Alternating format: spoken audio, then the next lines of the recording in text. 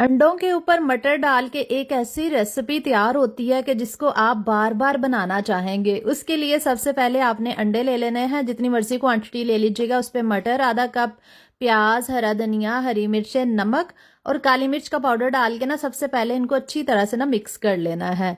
अच्छे से मिक्सिंग करके ना फिर आपने कोई सा भी पैन ले लेना है, उसके ऊपर ऑयल की ब्रशिंग कर देनी है अच्छे से।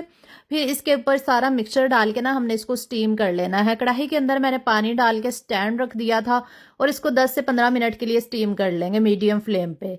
ये देखें, ये अच्छे से कुक हो चुके हैं। अभी इनको निकाल के उल्टा लेते हैं और इसकी कटिंग कर लेते हैं। क्यूब्स में हमने इसको कट करना है। उतनी देर में आपसे रिक्वेस्ट है कि वीडियो अच्छी लग रही है तो लाइक कर दिया करें, कमेंट में ज़रूर बताया करें कि आपको मेरी रेसिपीज़ कैसी लगती हैं।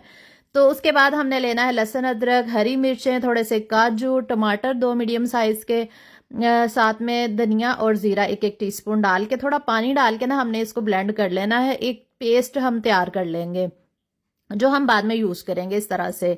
अच्छा, उसके बाद आपने ले लेनी है एक कढ़ाई, उसके अंदर आधा कप ऑयल डाल देना है, साथ में एक मीडियम साइज़ का चॉप किया हुआ प्याज डाल के इसको अच्छे से भून लेंगे।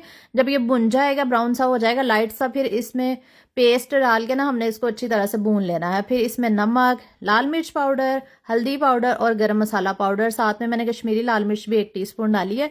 सारे मसाले 1-1 टीस्पून या हस्बे ज़रूरत आप डाल दीजिएगा। और उसके बाद हमने इसको अच्छी तरह से भून लेना है मसाले को। जब ऑयल सेपरेट हो जाएगा ना, फिर हम इसमें आधा कप मटर डाल देंगे।